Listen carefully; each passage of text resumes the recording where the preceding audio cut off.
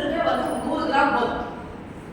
100 gram பூண்டு, 100 gram இஞ்சி, 100 gram பச்சை மிளகாய். நல்லா முதல் நாள் வந்து நல்லா ஒன்று பார்த்தே இடிச்சிட்டு 1 லிட்டர் கோவிட்டு நல்லா ஊற வச்சிருக்கோம். நல்லா ஊற்றுற சாறு கூட இறங்கும். இதை நீங்க அடுத்த நாள் வந்து ஒரு டேங்குக்கு 50 ml அடிக்கிறப்ப வந்து பார்த்தீங்கன்னா பூச்சி வந்து விரட்டும். பூச்சி வந்து ஒரு காட் மாதிரி ரொம்ப சிறப்பானது. இது வந்து 3G கரெக்ஷன் சொல்லுவாங்க.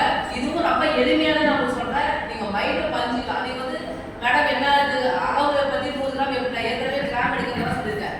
டப்பா நான் சொல்லியிருக்கேன். அதே மாதிரி இந்த 100 கிராம் உங்களுக்கு வந்து பார்த்தீங்கன்னா உங்களுக்கு எப்படி எடுக்கலாம் நம்ம வச்சிருக்கோம் இல்லையா நம்ம டம்ளர் நம்ம ஒரு நார்மலா நம்ம குடிக்கிறோம் இல்லையா அந்த டம்ளர் ஒரு அளவு 3 டம்ளர்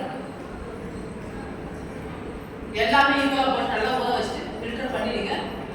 அதுக்கப்புறம் 3G கரெக்ஷன்ல ஒன்று வந்து இது வந்து மெயினாக வந்து பூச்சிக்கும் பூச்சியுடைய அதனுடைய நிறைய அதனுடைய ஒட்டுண்ணிகள்லாம் பார்த்தீங்கன்னா வளரும். இன்னொன்று நான் சொல்றேன் உங்களுக்கு வந்து பார்த்தீங்கன்னா நன்மை பயக்கும் பூச்சி பற்றி நீங்க நினைக்கிறதே இல்லை. நீங்க நன்மை பயக்கும் பூச்சிகளை வந்து நல்லா அப்சர்வ் பண்ணி பாருங்க. தட்டாட பாருங்க, ஊசி அப்படியே சாப்பிடும், கடிச்சு சாப்பிடும்.